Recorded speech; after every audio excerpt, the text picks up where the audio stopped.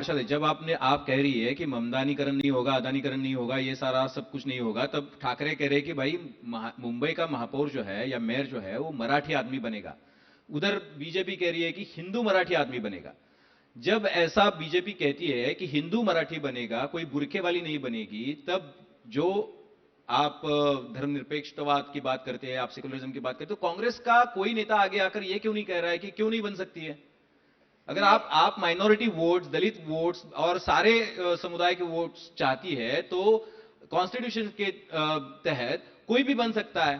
तो आप आगे आकर क्यों नहीं कहती कि भाई बन सकती है, क्यों नहीं बन सकती? देखिए, मैं एक चीज कहना चाहती हूँ।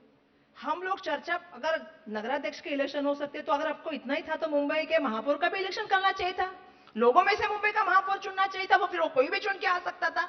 आपने वो किया नहीं, आप कर नहीं सकते क्योंकि उसका अलग एक कानून है मुंबई महानगर पालिका का। वो नहीं कर रहे, लेकिन आप बात तो कर सकती है। अभी आप ऐसे बोलने नहीं देंगे, नहीं, तो ऐसा कैसे चलेगा? आपकी भूमिका आपने रखी, मैं अपनी भूमिका रखूंगी। ऐसा है कि मेरा ये कहना है, मैं शुरुआत से एक चीज कह रही हूँ, क्योंकि ये विवाद ही निर्माण करने का काम इनका है। आज मुंबईकर को जो समस्या है उसके ऊपर हम बात ही नहीं करते हैं।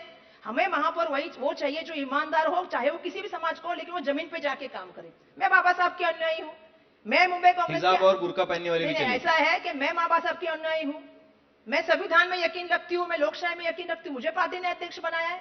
जो आपने कहा ना दलित की बात की, तो ऐसा है, हम ये चाहते हैं कि महापौर वो बने जो ईमानदार हो, लोगों के साथ खड़ा रहे, लोगों के सवालों के ऊपर खड़ा रहे।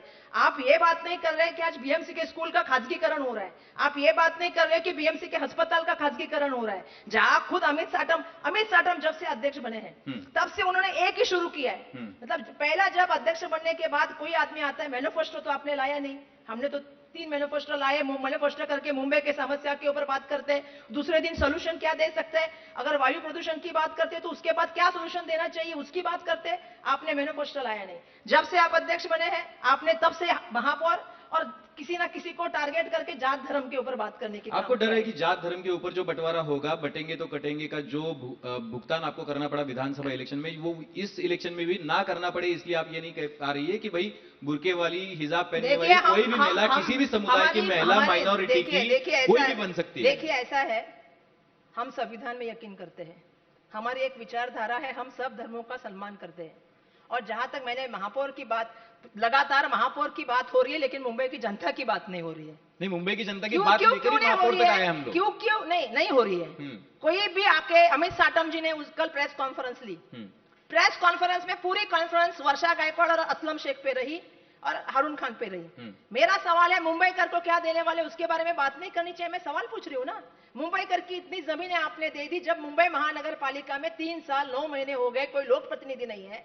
आज मुंबई महानगर पालिका की फिक्स डिपॉजिट आपने तोड़ी, किसके कहने पे आपने तोड़ी? जब वहां पे लोक प्रतिनिधि नहीं है, स्टैंडिंग कमेटी नहीं है, वो मुंबई कर का पैसा था। 12,000 करोड़ की टूट आपने उसमें ला दी। बीएसटी आपकी आज 2,000 करोड़ के टूट में है। भाई साहब, आप भी बात कर रहे हैं 1,500 करोड़ रुपया इन्होंने दिया है लोगों को फंड में, उसमें से 99% जो फंड गया है वो सिर्फ सत्ताधारी पार्टी के लोगों के पास गया है। उसमें जो पार्टी में लोगों को लिया गया है उनके नाम पे फंड गया है, वहां पे जमीन पे काम नहीं हुआ है। लगातार मैं उसकी श्वेत पत्रिका पूछ रही हूं। मुख्यमंत्री पारदर्शिता की बात कर रहे हैं, अभी सुबह आपने थोड़ी बोला ना, मुख्यमंत्री पारदर्शिता की बात करते हैं, स्वच्छता की बात करते हैं, निकाली ना उसकी श्वेत पत्रिका। अगर 99% आपका निधि गया है तो मुंबई में पूछिए कितनी गलियों का काम हुआ है, कितनी टॉयलेट का काम हुआ है। ये इलेक्शन मुद्दों पे होना चाहिए कि इस पे होना चाहिए, ये भी तो एक तय कर लीजिए, एक दिशा। मुख्यमंत्री इस तरीके की बात क्यों कर रहे हैं? फिर मुख्यमंत्री डिविजिव पॉलिटिक्स कर रहे हैं। देखिए, भाजपा की हमेशा ही वही पॉलिटिक्स रही है। आप मुझे बताइए, हम कभी चर्चा करते कि कितने बेरोजगार युवा है? मैंने अभी सुना हीरानंदानी साहब एआई की बात कर रहे थे, कंप्यूटर की बात कर रहे थे, कैसे रोजगार बढ़े इसकी बात कर रहे थे।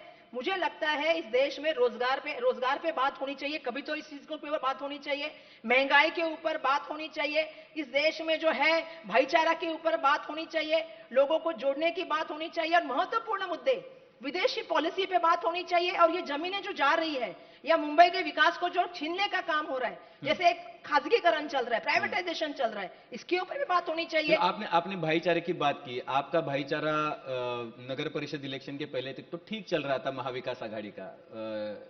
उद्धव ठाकरे साहब आपके साथ थे, एनसीपी आपके साथ थी, लेकिन जैसे जैसे म्युनिसिपल कॉर्पोरेशन बीएमसी की इलेक्शन नजदीक आ गई, हमें देखने को मिला कि आप आप या आप कहो या ठाकरे कहो, आप एक दूसरे से हट गए, क्या हुआ, क्यों बात नहीं बनी?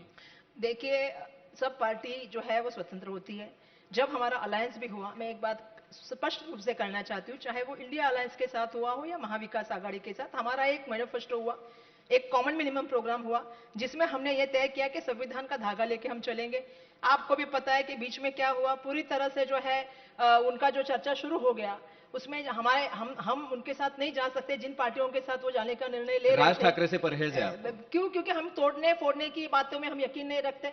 हमारे नेता जब जोड़ने की बात करते, हमारे नेता ने 10,000 करोड़ की 10,000 किलोमीटर की यात्रा जब की, तो लोगों की जोड़ने की तो बात यात्रा की। इसका मतलब होता है प्यार कि के उद्धव ठाकरे साहब तो मारने पीटने की राजनीति पर भरोसा कर रहे हैं, इसलिए वो देखिए, राज ठाकरे के साथ वो गए। क्या सोच के गए मुझे नहीं मालूम है, पर हमने जो सुना है, किसी व्यापारी का छोटा धल्ला छोड़ना, किसी सब्जी वाले को तकलीफ देना, किसी समोसे वाले को कहना, किसी को गाली देना, ये हमारे में नहीं। हम देश की संविधान को मानते हैं, लोकशाही को मानते हैं, और हमारी विचारधारा को लेकर हम पहले भी चले थे। और इसके बीच में संजय राउत जी का खुद स्टेटमेंट आया था 4-5 महीने पहले कि भाई हम स्वबल पे लड़ने वाले हैं, हम सेपरेट जाने वाले हैं, और ये कार्यकर्ताओं का इलेक्शन है। कार्यकर्ताओं ने कहा कि ठीक है, एमएलए में हमने उनका साथ दिया, वफादारी से साथ दिया, वो आप भी जानते हैं। लोकसभा के टाइम पे साथ दिया, वफादारी से साथ दिया। तो हमारे कार्यकर्ताओं ने जब हमारे प्रभारी आए थे, तो एक कहना आया कि जिसके ऊपर पार्टी ने लड़ना चाहिए, और उस हिसाब से पार्टी ने निर्णय लिया और पार्टी खड़ी हो गई।